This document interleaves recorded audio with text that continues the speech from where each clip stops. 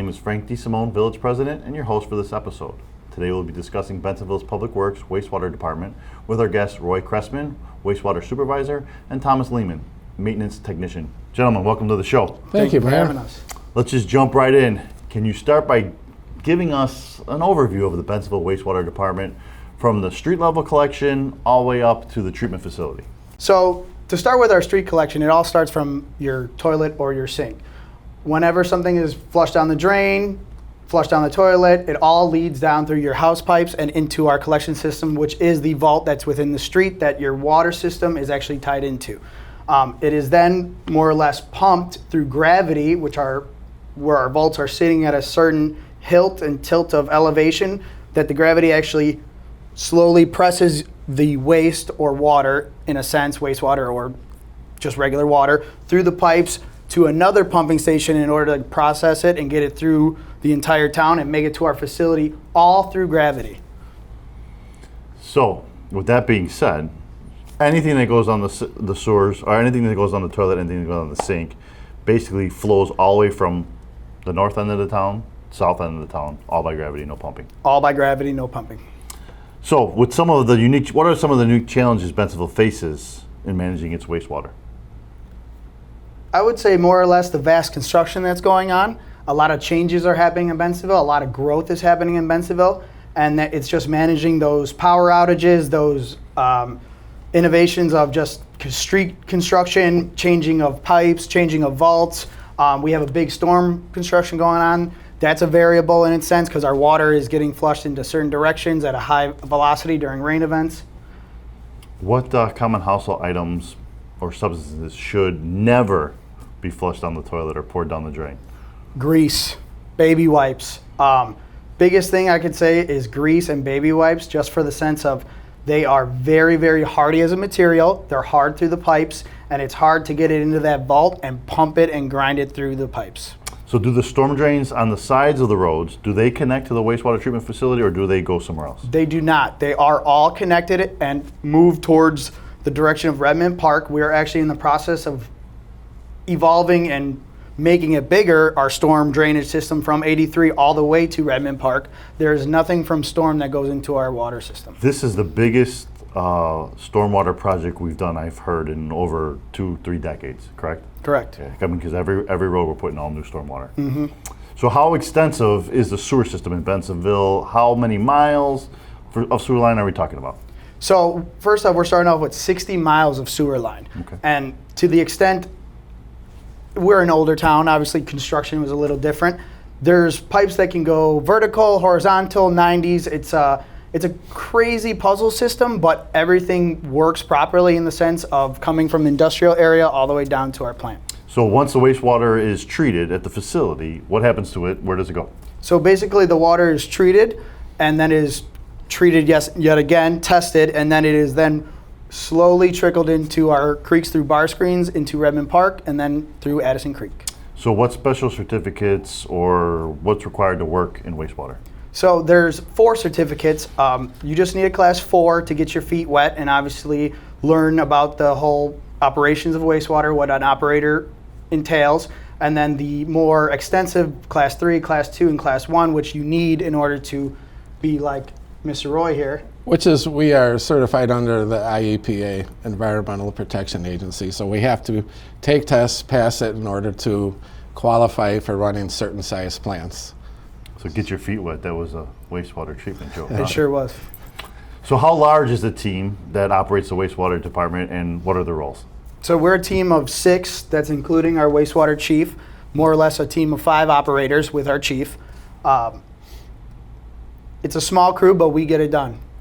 Are there certain pollutants or chemicals that can't be fully treated by the treatment plant? A lot of heavy metals from our industrial area and more or less a lot of industrial dumping can upset our plant as a whole. I wanted to use the term belly, but some people might not grasp the term. But more or less it upsets our plant and it can cause some issues, but it will get processed. How many laboratory tests are conducted at the water treatment facility to ensure the quality and safety of our water? We do over 20 tests a week as well as EPA testing. Yes, so we are required, we are accountable to the IEPA.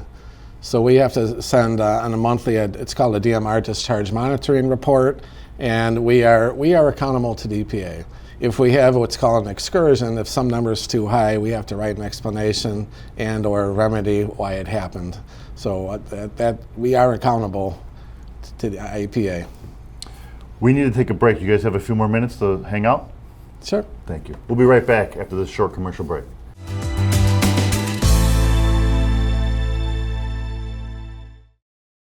You're watching Bensenville TV, providing local government programming to residents 24 hours a day, 7 days a week, featuring board meetings, news, events, bulletin boards, and original programming about the services provided by our municipal government and affiliated organizations. Always on, offering community information anytime. To find out more, visit our website, www.bensenville.il.us. Live, learn, explore. Bensenville Community Television.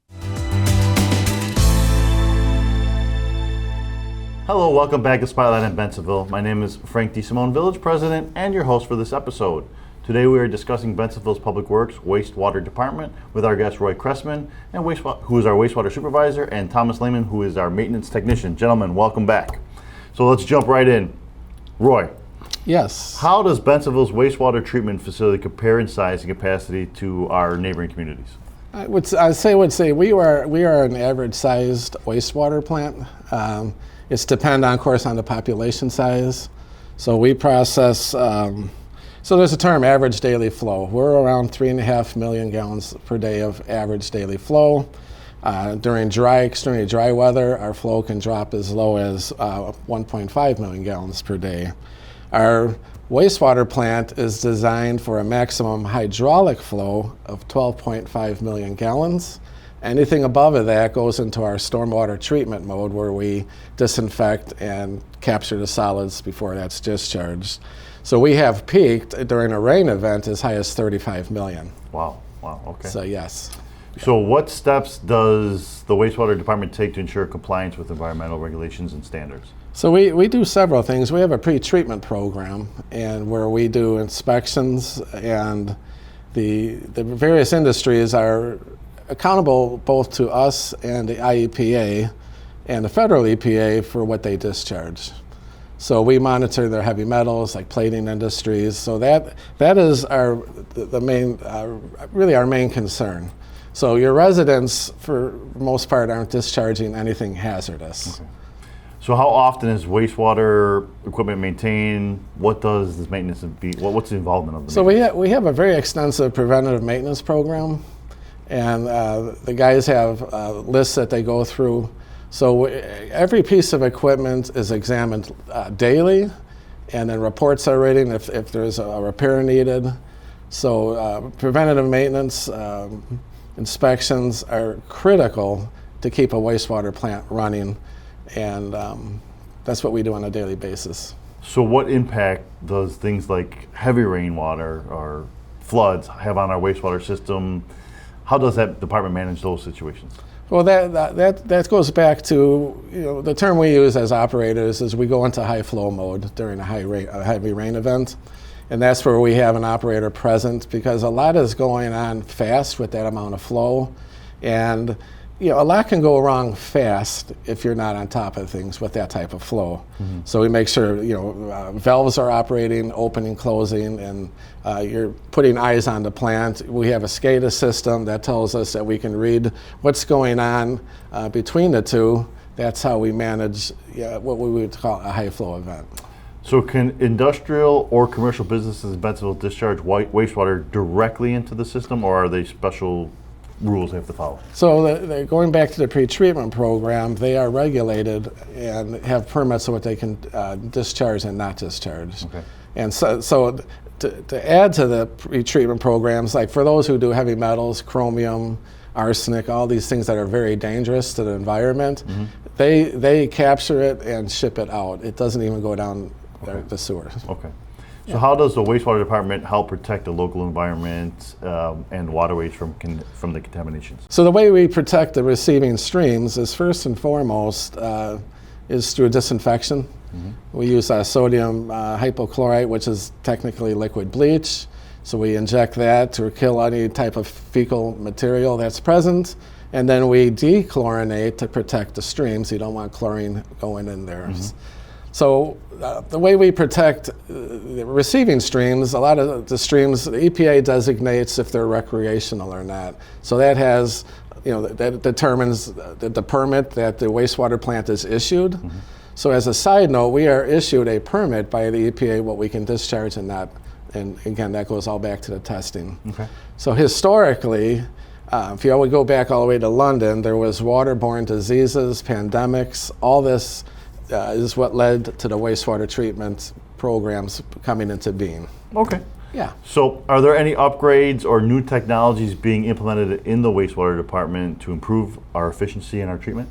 The way I would answer that is wastewater is ever evolving. Just when I think we've arrived, they discover newer, better ways of treating the wastewater. The EPA has tightened some of the nutrients that we can discharge, one of them being ammonia, nitrogen, and phosphorus, which can affect the streams and growth and algae. We're constantly looking for ways to save energy. Some of the equipment we've bought can reduce electrical costs up to 75%. So this is something we constantly do to strive to save energy and of course to protect the environment.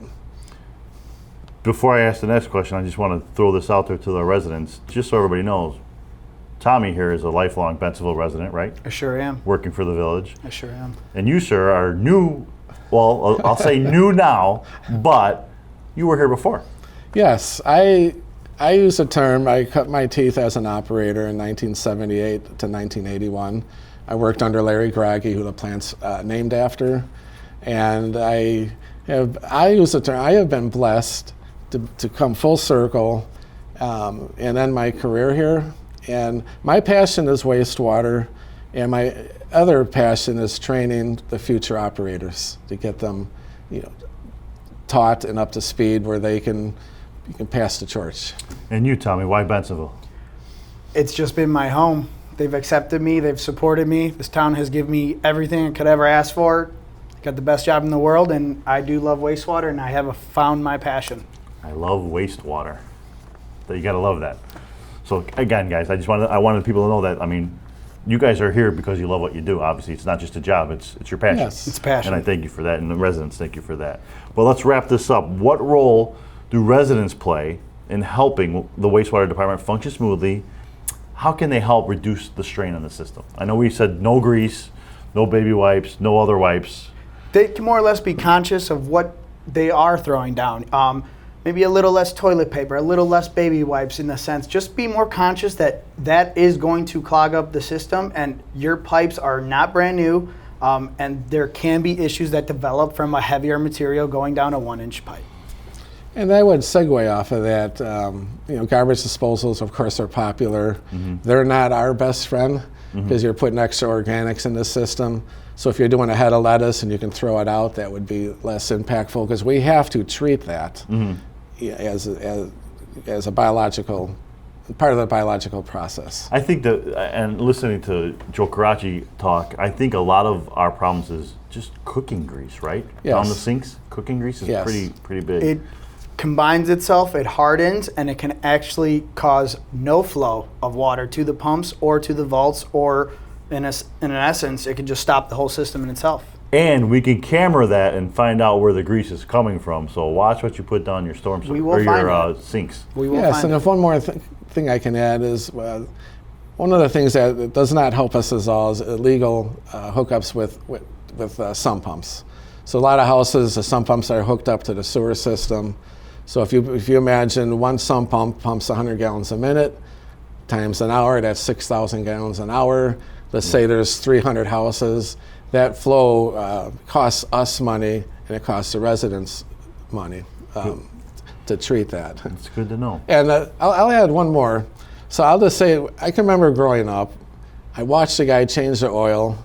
He walked out to the storm drain and dumped the oil.